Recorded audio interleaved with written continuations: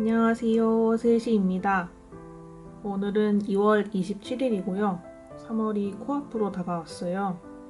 1월에 계획했던 일, 만들고 싶어서 시작했던 습관이 허물어지고 있거나 진작에 사라졌을지도 모르는 정도의 시간입니다. 저는 1월부터 일기를 쓰기 시작했어요. 정확히는 새해부터 일기 쓰는 습관을 들이고 싶어서 12월부터 저녁에 일기를 쓰기 시작했고 1월부터는 아침에도 일기를 쓰기 시작했기 때문에 아침 저녁으로 일기를 쓴 지는 2달이 다 되어가네요.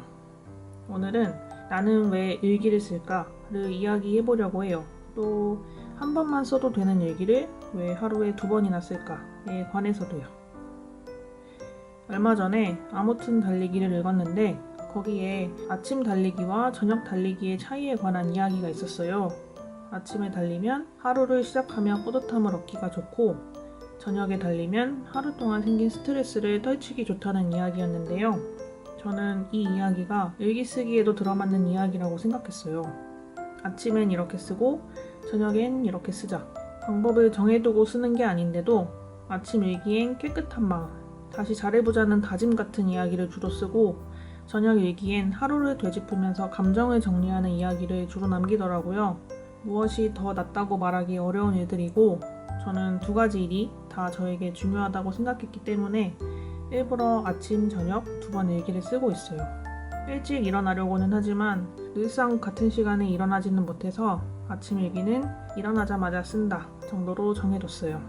아침에 일어나서 화장실 다녀오고 물 한 잔 마시면서 쓰는데 시간은 6시 이전일 때도 있고 엄청 늦게 일어날 땐 8시에도 씁니다. 제멋대로 쓸지언정 쓴다는 행위는 꼭 지킵니다. 일기를 못 쓴 채 집에서 나왔다면 아무 노트라도 꺼내서 아주 짧게라도 적어요. 제일 중요한 건 쓰기입니다. 오전에 쓰기만 하면 저는 일기를 썼다고 말합니다. 얼마 전에는 저녁 일기를 쓰는데 너무 힘들고 졸린 거예요. 또 그날이 감기에 걸린 날이라서 몸도 아프고 힘들었는데 진짜 짧게라도 일기 쓰고 자고 싶어서 노트를 침대로 가져와서 썼거든요.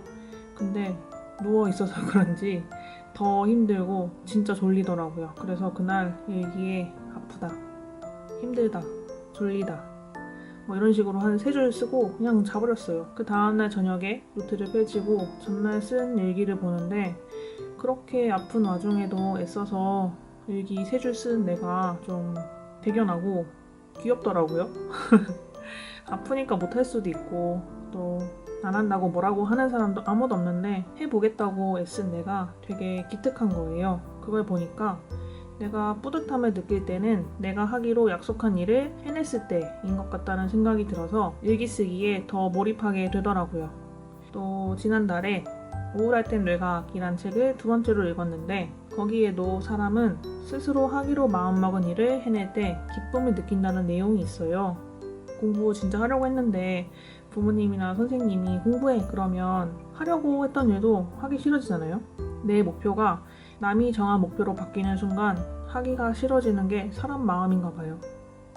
일기 쓰기가 딱히 효용이 없을 수도 있고 또 일기 쓰기로 인생이 바뀐다는 말을 저는 그닥 믿지 않지만 하기로 한 일을 실천할 때 마음에 싹 트는 자기 신뢰가 있어서 꾸준히 일기를 쓰려고 합니다. 내가 하기로 마음먹은 일을 하면서 느끼는 뿌듯함도 있지만 일기를 쓰면서 느끼는 성취감도 되게 커요. 제가 쓰면서 느낀 건데 일기 쓰기는 어려워요. 특히 매일 어떤 시간을 정해두고 쓰는 게 진짜 어려워요. 저는 그래도 제가 나름대로 쓰는 사람이라고 생각하거든요. 책을 읽다가 뭔가 생각나면 또 생활 속에서 이것저것 끄적이는 걸 좋아하기도 하니까요. 근데 막상 아침에 일어나서 그리고 밤에 자기 전에 책상에 앉아서 일기를 쓰려고 하면 좀 막막해요. 뭘 써야 할지도 모르겠고. 아침에 일어나면 침구 정리 같은 사소한 일을 실천하고 거기에서 뿌듯함을 느끼란 글을 읽은 적이 있는데요.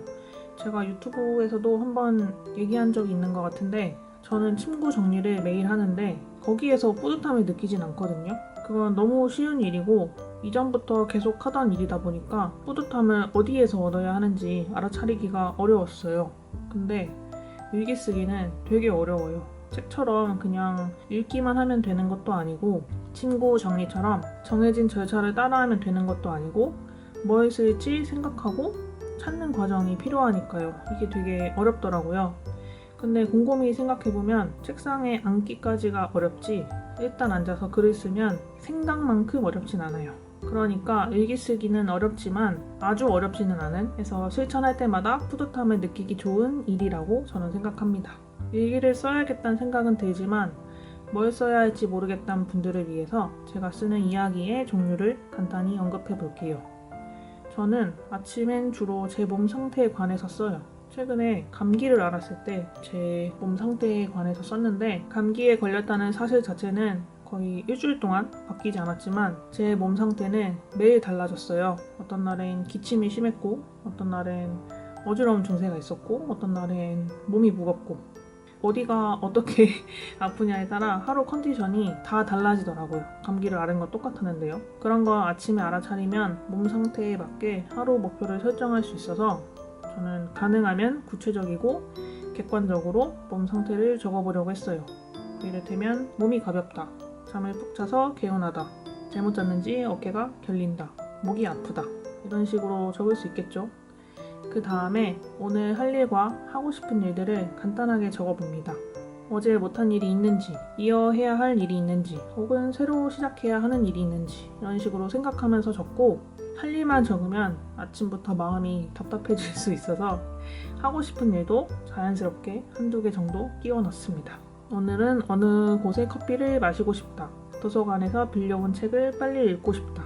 이런 식으로요. 좋은 일을 생각하면 하루를 시작하는 마음에 부담이 줄어들어요. 크든 작든 상관없이 중요한 일을 하나 정해서 다른 건 몰라도 이건 꼭 하자 생각하고 그렇게 생각한 일은 미루지 않고 그날 하려고 합니다.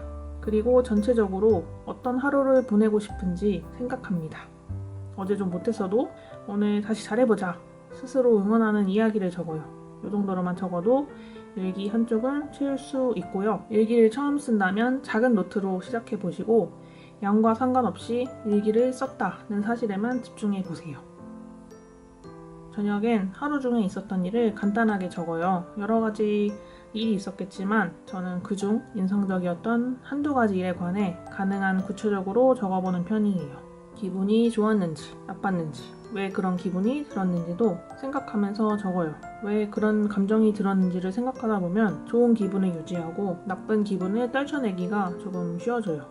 저는 예전엔 나쁜 기분을 일기에 잘 적지 않는 편이었는데 요즘은 좋은 것도 나쁜 것도 골고루 적어보려고 해요.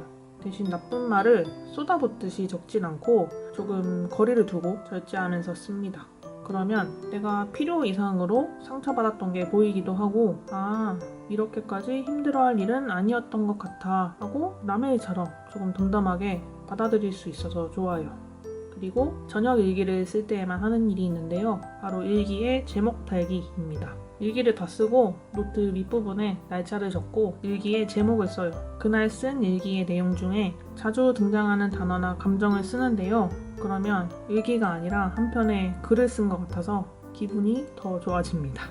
이렇게 아침 저녁으로 일기를 쓰면서 내 관심사를 확인하고 내 마음을 다독여주고 좋은 습관을 만들고 하기로 한 일을 해낸다는 성취감을 느끼면서 매일 내게 좋은 일을 한다는 감각을 몸으로 체득하고 있어요. 휴대폰이나 노트북을 이용해서 일기를 쓸 수도 있겠지만 그런 전자기기를 꺼내들면 다른 곳으로 빠지기도 쉽거든요. 노트를 쓰면 집중하기도 좋고 내가 얼마나 많이 또 오래 썼는지 체감하기가 좋아서 저는 손으로 일기를 쓰고 있습니다. 이렇게 해서 오늘은 해보니 좋았던 일기 쓰는 습관에 관해 얘기해봤어요. 일기 쓰기 습관을 갖고 있는 분들이 있다면 어떻게 일기를 쓰고 있는지 어떤 이야기를 주로 쓰시는지 공유해주시고 이참에 일기를 쓰고 싶은 분들도 자유롭게 이야기를 적어주세요. 서로 도와가면서 좋은 이야기를 많이 나눌 수 있기를 바라고 있습니다. 오늘 영상은 여기까지고요. 저는 다음 영상으로 다시 돌아올게요. 여기까지 봐주셔서 감사합니다.